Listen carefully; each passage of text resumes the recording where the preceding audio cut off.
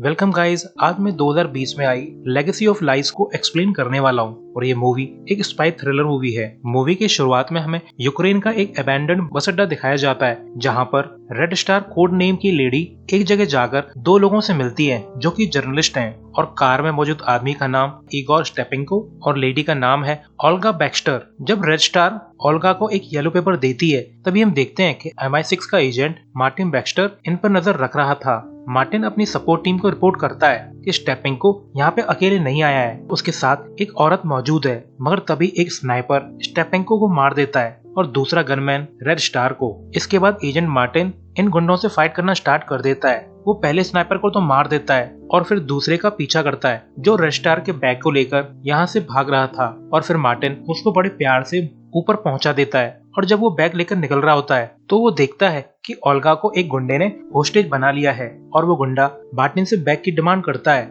असल में guys, Olga Martin की वाइफ है और ओल्गा भी स्टेपेंको की तरह एक जर्नलिस्ट है। जब ओल्गा होस्टेज बनी हुई थी तो मार्टिन बैग को गुंडे की तरफ फेंककर गोली चला देता है, मगर बेचारी ओल्गा इसमें मारी जाती है और वो गुंडा यहाँ से भाग जाता है। और गाइस, ये पूरा इंसिडेंट मार्टिन को फ्लैशबैक में नजर आ रहा था और मार्टिन के इस फेल्ड मिशन को पूरे 12 साल बीत चुके हैं। इसके बाद हमें प्रेजेंट डे में लंदन का सीन दिखाया जाता है। मार्टिन अब MI6 छोड़ चुका है और अब वो इलीगल MMA फाइट से घर का खर्चा चलाता है। MMA मतलब मिक्स्ड मार्शल आर्ट्स, जिसमें लात घूंसे सब चलता है। मार्टिन की 12 साल की एक बेटी भी है जिसका नाम लीसा है। मार्टिन लीसा को कुछ पैसे देकर बेट लगाने के लिए भेजता है। इसके बाद मार्टिन का मैच होता है मगर वो हार जाता है, मगर फिर भी लीसा बेट जीत जाती है। यहाँ मार्टिन को पता चलता है कि उसकी बेटी ने मार्टिन के अगेंस्ट बेट लगाई थी और इस वजह से मार्टिन काफी नाखुश है। इसके बाद हमें एक अबैंडन्ड बिल्डिंग दिखाई जाती है जहाँ पर मार्टिन अपनी बेटी को गन चलाना सिखा रहा है। मगर लीसा पूछती है कि डैड,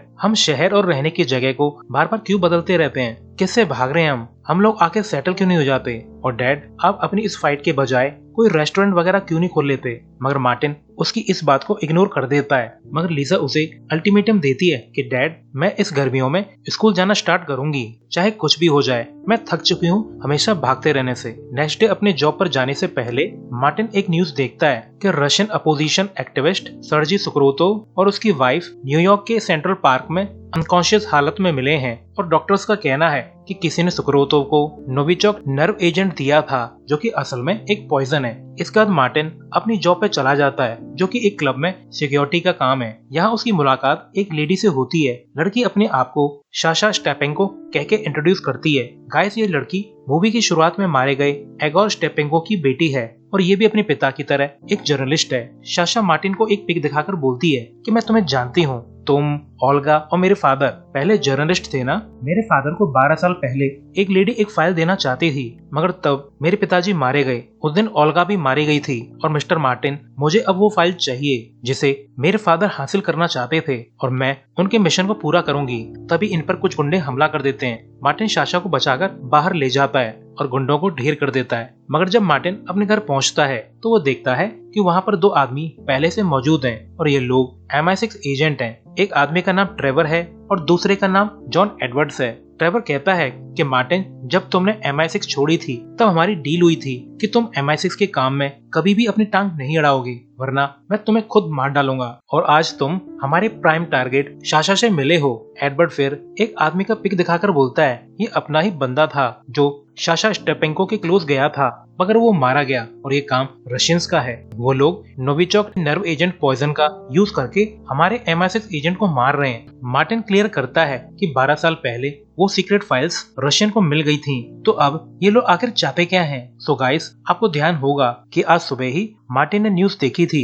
कि न्यूयॉर्क में रशियन अपोजिशन लीडर सुक्रोतोव को इसी तरह के पॉइजन देकर मार दिया गया था और वो पॉइजन और MI6 एजेंट को मारने में यूज हुआ पॉइजन सेम है। और इस सब का मार्टिन से और 12 साल पहले वाले केस से कोई न कोई संबंध जरूर है। ट्रेवर मार्टिन को फोर्स करता है ताकि वो MI6 के लिए काम करे, मगर तभी लीजा यहाँ पर आ जाती है और फिर ट्रेवर अपनी औकात दिखा देता है और वो बोलता है कि बेटा, क्या तुम अपनी मदर के किलर के बारे में जानना चाहती हो? जिस पर लीजा रूठ जाती है क्योंकि मार्टिन ने लीजा को उसकी मदर की डेथ का रीजन कार एक्सीडेंट बता रखा था। इसके बाद ट्रेवर मार्टिन से ये बोल के निकल जाता है कि 12 साल पहले तुम्हारी और ओल्गा की पोजीशन लीक हुई थी, यानी MI6 में कोई ट्रेटर है। वो अगर तब तुम्हारी पोजीशन लीक कर सकता था तो अब भी तो कर सकता है। मार्टिन लिसा को काफी समझाने की कोशिश करता है मगर कोई भी फायदा नहीं होता। नेक्स्ट डे मार्टिन अपना सामान पैक करने लगता है मगर जैसे ही वो घर से निकलता है उसे कोई पीछे से नॉक करके किडनैप कर लेता है। जब मार्टिन को होश आता है तो वो एक अंडरग्राउंड टारगेट प्रैक्टिस करने वाली जगह पे था।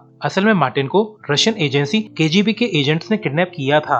KGB एजेंट टटियाना मार्टिन को काफी टॉर्चर करती है मगर मार्टिन सिर्फ इतना ही बताता है कि 12 साल पहले मैंने एक रशियन एजेंट को वो फाइल दे दी थी, तो अब तुम लोग मुझसे क्या चाहते हो। मगर टटियाना को इस बात पे भरोसा नहीं है और वो लिसा का वीडियो दिखाकर बोलती है तुम्हारे पास फाइल को ढूंढने के लिए 24 घंटों का टाइम है। टटियाना बोलती है कि हमें फाइल और स्टेपेंको की बेटी दोनों लाकर दो और ध्यान रहे तुम्हारे पास सिर्फ 24 घंटे हैं वरना लिसा को हम लोग मार डालेंगे। इसके बाद मार्टिन अपनी कार लेकर यहाँ से निकलने लगता है मगर उसे अंदाजा नहीं था कि MI6 एजेंट जॉन एडवर्ड्स उस पर नजर बनाए हुए है और फिर एडवर्ड्स मार्टिन का पीछा करता है और वो ट्रेवर्स को टाइम टाइम पर रिपोर्ट भी कर रहा होता है। असल में ये लोग मार्टिन पर शुरुआत से ही नजर रख रहे थे मगर इन्होंने मार्टिन और लिसा को किडनैप हो जाने दिया। शायद इनके लिए फाइल्स ज्यादा जरूरी हैं। मगर मार्टिन भी बेस्ट एजेंट रह चुका है। वो एडवर्ड्स को धर दबोचता है और फिर एक आदमी से जाकर मिलता है जिसका नाम मैक्सिम है और इसके बारे में मार्टिन को तब पता चला जब उसने साशा के बैग को चेक किया था जब क्लब में साशा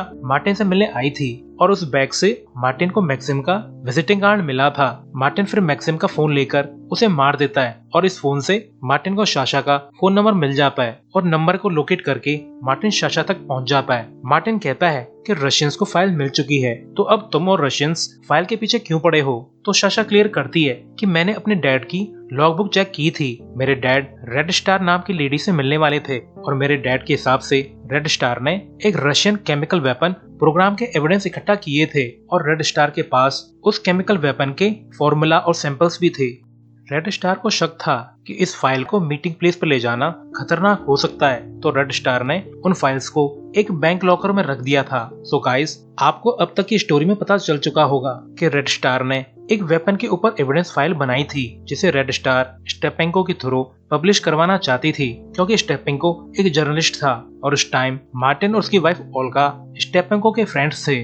ओल्गा एक सिंपल जर्नलिस्ट थी और मार्टिन एक MI6 का एजेंट था जो कि जर्नलिस्ट बनकर घूम रहा था। और इस फाइल के बारे में जब MI6 को पता चला तो MI6 के ट्रेटर ने रशियन एजेंसी KGB को इस एक्सचेंज के बारे में रिपोर्ट कर दिया था और इसलिए 12 साल पहले एक्सचेंज वाली जगह पर KGB के एजेंट्स पहुंच गए थे और इस सब में रेड स्टार, स्टेपेंको और ओल्गा मारे गए और जिस फाइल को सब लोग ढूंढ रहे हैं वो एक बैंक के लॉकर में बिल्कुल सेफली मौजूद है और इसके बारे में सिर्फ और सिर्फ साशा को ही पता है। सो गाइस, मार्टिन कैसे 24 घंटों में अपनी बेटी और साशा को बचा पाएगा जब उसके पीछे न सिर्फ KGB पड़ी है बल्कि MI6 भी पड़ी है। तो बने रहिए इस वीडियो के एंड तक। इसके बाद मार्टिन MI6 के एक सीक्रेट ऑपरेशन बेस तक जाता है। जिस टाइम ट्रेवर एडवर्ड्स को बचाने गया था, मार्टिन MI6 के ऑपरेटर से कंप्यूटर पर रेड स्टार के ऊपर 12 साल पहले की फाइल खोलने के लिए कहता है जहां उसे अपनी और ओल्गा की कई पिक्चर्स मिलती हैं। मार्टिन अपनी वाइफ ओल्गा का लास्ट फोटो निकलवाता है जब वो मरी थी। असल में गाइस, रेड स्टार के बैग में कुछ नहीं था। असल में रेड स्टार ने एक पेपर पर उस बैंक लॉकर का कोड लिखकर ओल्गा को दिया था और मरते समय ओल्गा के पास ये नोट मौजूद था। मार्टिन स्क्रीन पे देखता है कि फुली आर्म्ड लोगों की एक टीम उसकी तरफ आ रही है तो वो ऑपरेटर से लास्ट वाले फोटो का प्रिंट आउट निकलवा लेता है। जब ट्रेवर और उसकी टीम यहाँ पर पहुँचती है तो उन्हें लगता है कि मार्टिन एक सीक्रेट एग्जिट से यहाँ से निकल चुका है मगर मार्टिन ऊपर ही छुपा हुआ था। फिर मार्टिन की एक एजेंट से जमकर फाइट होती है। ये एजेंट मार्टिन की जमकर धुलाई लगाता है पर मार्टिन जैसे तैसे करके यहाँ से भाग निकलता है। नेक्स्ट डे MI6 वाले फिर से मार्टिन तक पहुँच जाते हैं मगर मार्टिन और साशा एक चालाकी खेलते हैं। साशा मार्टिन पर गन पॉइंट करके कहती है कि फाइल्स एक बैंक के लॉकर में मौजूद है और उस बैंक का सिर्फ मुझे ही पता है और बैंक के लॉकर का कोड सिर्फ मार्टिन को पता है और हम दोनों में से कोई भी अगर मरा तो फाइल किसी को भी नहीं मिलने वाली। तो MI6 वाले मजबूर होकर गन नीचे कर लेते हैं और इन्हें यहाँ से जाने देते हैं। इसके बाद ट्रेवर अपने ऑपरेटर से रेड स्टार की फाइल चेक करवाता है जहाँ उसे येलो पेपर पर एक कोड मिल जाता है मगर तभी ऑपरेटर बताता है शायद मार्टिन के पास सही कोड नहीं है और ऐसा होता भी है। मार्टिन साशा से कहता है कि हम यूक्रेन जा रहे हैं क्योंकि हमारे पास लॉकर का कोड नहीं है बट हमें बैंक का तो पता है तो हम एक ट्रैप बिछाएंगे। फिर मार्टिन KGB एजेंट टटियाना को इन्फॉर्म करता है कि हम लोग यूक्रेन जा रहे हैं फाइल वहीं पर है और मुझे कुछ और टाइम चाहिए। फिर ये लोग यूक्रेन जाने लगते हैं और मार्टिन को एक सिक्योरिटी फुटेज में ट्रेवर भी देख लेता है और वो भी इनके पीछे हो लेता है। और यही तो मार्टिन चाहता था, वो सभी लोगों को यूक्रेन लेके जाना चाहता था। इसके बाद ये दोनों यूक्रेन पहुंच जाते हैं, मगर एयरपोर्ट से निकलते ही उन पर नजर रखी जा रही थी। वहीं केजीबी एजेंट टटियाना लीजा को बताती है कि तुम्हारी मदर एक जर्नलिस्ट थी और तुम्हारे पिता एक स्पाई, और तुम्हारे पिता ने तुम्हारी मदर से प्यार करने का नाटक किया था और तुम्हारी मदर तुम्हारे पिता के हाथों ही मारी गई थी। और दूसरी तरफ मार्टिन को ओल्गा का घोस्ट या मार्टिन का वहम कह लो परेशान कर रहा था। फिर टटियाना और लीजा भी यूक्रेन पहुंच जाते हैं। इसके बाद साशा एक बैंक जाकर एक बैंकर से मिलती है और बैंकर साशा को बैंक की वॉल्ट तक ले जाकर बोलती है कि अपने लॉकर का पासवर्ड डालो, लॉकर अपने आप बाहर आ जाएगा। साशा फिर मार्टिन को बैंक वॉल्ट तक आने का रूट बता देती है। मार्टिन अंदर आकर सिक्योरिटी गार्ड को पीटकर